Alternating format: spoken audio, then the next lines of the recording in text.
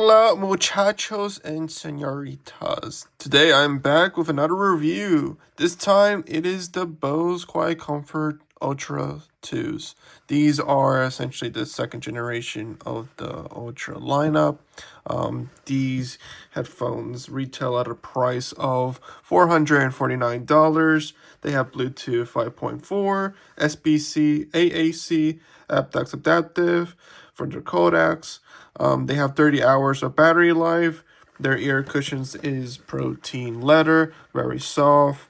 They have also an auxiliary port as a USB-C port as well. So if you pretty much want to connect them with either of these ports while listening to music, you can. They also have a foldable design, which is great if you have limited space and want a compact case for traveling. And they also have app support. So let's start with the pros. These are honestly one of the best noise canceling headphones in the market. For me personally, they do have a more effective sound. Effective noise cancellation in comparison to, let's say, the Sony's. It's just that the pressure on these are strong. You see, the Sonys are able to regulate the cabinet pressure pretty well. So in that way, if you are sensitive to differential pressure when the ANC is turned on, these might be a little bit too much as it is more intense than the Sonys. But when it comes to just how much noise they cancel out, it's pretty phenomenal. Honestly, these are one of the most effective noise canceling headphones in my rotation. I think the AirPod Pro 3s come pretty close or pretty much matches them. I just think I might have to a little bit of work around with that and see which one is more stronger in noise cancellation. But yes, I can confirm that these are more effective at canceling out noise. It's just that they have cabinet pressure as well as they have white noise. So the thing about the Sonys is that they cancel out noise pretty well, but they don't have any white noise. So the Bose noise cancellation is strong and quite intensive, but it also has that white noise. And since that pressure could cause a lot of discomfort, depending on, certain ears, it might be a bit too much, and maybe the Sonys might be better suited, or the AirPod Max. Another thing really is just how great the build quality is. I really like the build quality for this. They have metal hinges, unlike the Sony's plastic hinges, and I haven't seen anybody really complain about the build quality. Other than just really, the fact that, the leather padding could wear out, but typically every single, ear pad or a head pad will pretty much wear out. The Sony's hashes, isn't any different either. The hedge will deform over time. But yeah, I mean, just when it comes to overall build quality, these guys are pretty good actually. They feel really nice. The cushions are really comfortable. And it feels great to touch them. I really like this chrome finish they have here. I also like how there's multiple colors with the Bose. I really do like the different plethora of options you have. I love gold, so this is kind of what I chose. So yeah, I actually do like the number of options they have. They also have a hard case. Let's see if I can find the hard case. Oh boy. So here's the hard case. You pretty much have like a net here, and you can pretty much store whatever belongings you need, either the cables or the auxiliary 3.5 millimeter cables, and it's quite compact, just as large as the Sony XM6's case. So yeah, I mean, hard case, great. I love that. A lot of headphones don't have that. I don't know why, but it's appreciated that they do have that hard case. The app is great. I actually do like how much features it might have, but this is where I kind of will have to say that while the app is great, it does allow you to equalize the sound signature as well as lower down the noise cancellation just so the pressure isn't too much. It is kind of restricted in the sense that it doesn't offer a lot of options to elevate the listening experience. Unlike, the Sony's. The Sony's app is a little bit more extensive with just trying to EQ the sound signature as much as you want it, especially, tuning up the bass. But this is the Bose really sound really nice actually. They have really good bass. The mids and highs are very crisp, but not too harsh at all.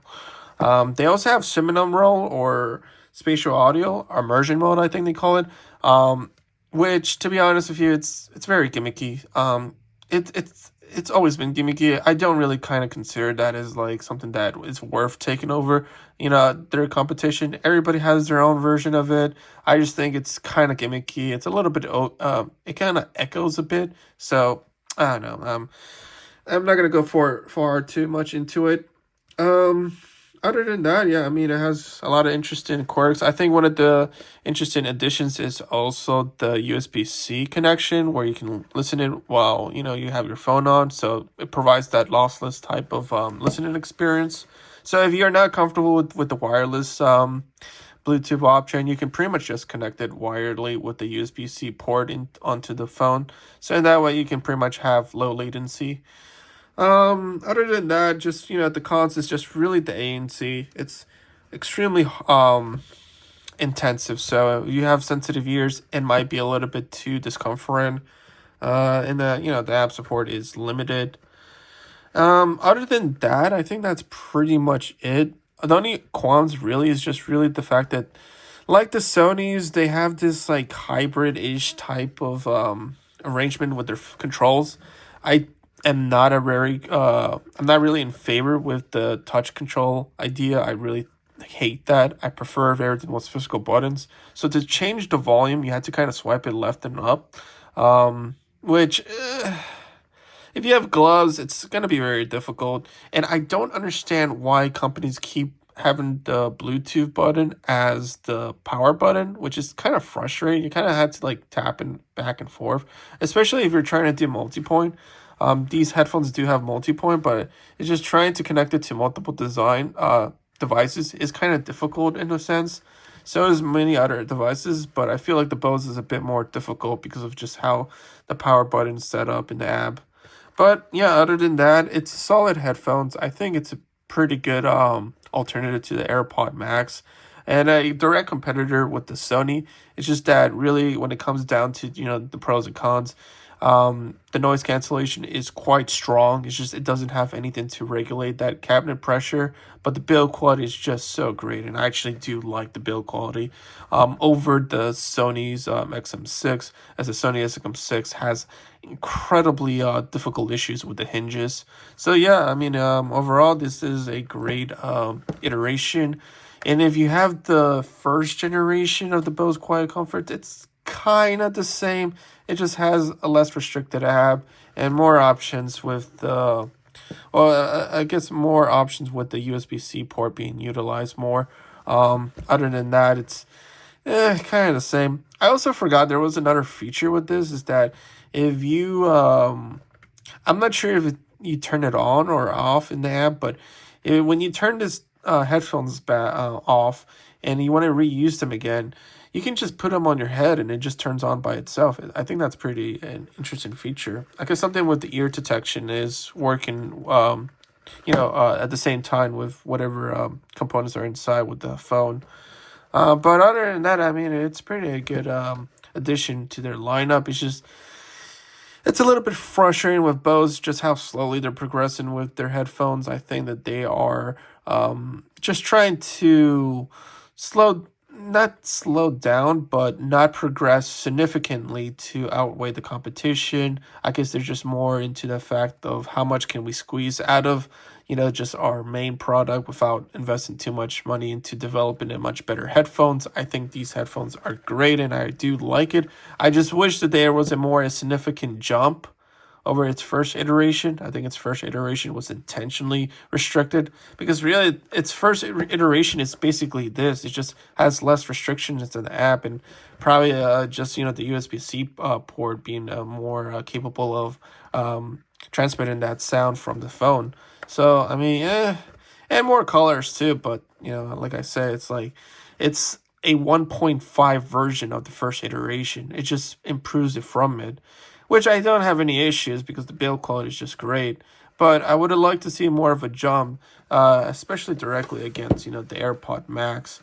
I guess more in the build quality, but you know, I'm quite happy with it. So I would just like to see more physical buttons, no touch controls, and I guess a much better ANC performance or experience, I would say, because the performance it's just phenomenal. It can cancel out way more than its competitors. It's just that I would have just liked a bit more in the app and just, you know, a better experience, a more refined version with the ANC. But otherwise, I think it was a great headphones. I would say these are more of a recommendation over the Sony's just because of the hinges. The hinges just scared me so much with the Sony's. They gotta like really fix that. God damn, my thing fell off. But yeah, it's just the hinges here. Ugh. I just wish that Sony just put more intentions into it, more metal or something like the AirPod Max. But yeah, that's my review. It's a great, solid headphones. Not much worth upgrading from the first iteration if you have it, but if you are looking for a new pair of headphones, they're a great buy, and I would actually get them. I would just get them probably looking at discount. They usually go down about like $400. If lower than that, then that'd be great. Hey, have a nice